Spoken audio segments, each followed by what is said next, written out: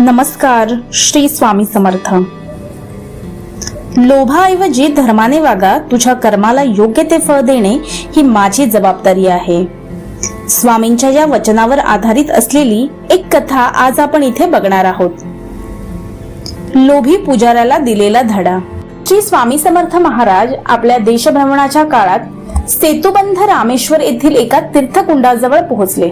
हे तीर्थकुंड पापविनाशक मानले जात होते आणि लोक इथे स्नानासाठी येत असत. त्या कुंडाची देखरेख करणारा पुजारी अत्यंत धनलोभी होता. त्याची अशी प्रथा होती की जोपर्यंत त्याला मोठी दक्षिणा मिळत नाही तोपर्यंत तो कोणालाही त्या पवित्र कुंडाच्या पाण्यात स्नान करू देत नसे.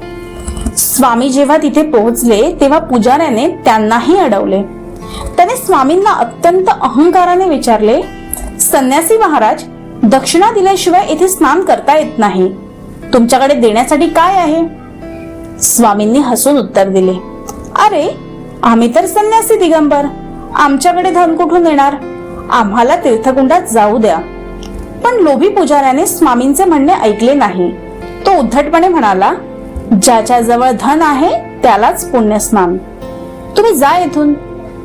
स्वामींनी काहीही वाद न घालता शांतपणे त्या ठिकाणाहून प्रस्थान केले.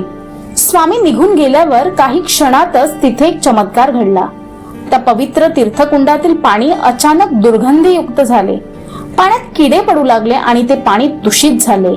या दुर्गंधीमुळे आणि दूषित पाण्यामुळे भाविकांनी तिथे स्नानासाठी येणे बंद केले. पुजाऱ्याचे उत्पन्न पूर्णपणे थांबले. त्याने अनेक उपाय केले पण काही उपयोग झाला नाही. शेवटी त्याला आपल्या चुकीची जाणीव झाली आणि तो एका थोर संताकडे गेला. त्या संतांनी त्याला सांगितले की स्वामी समर्थ हे साक्षात परमेश्वरच आहेत. पुजाऱ्याला आपली चूक उमगली आणि त्याने स्वामींचे मार्गदर्शन घेतले.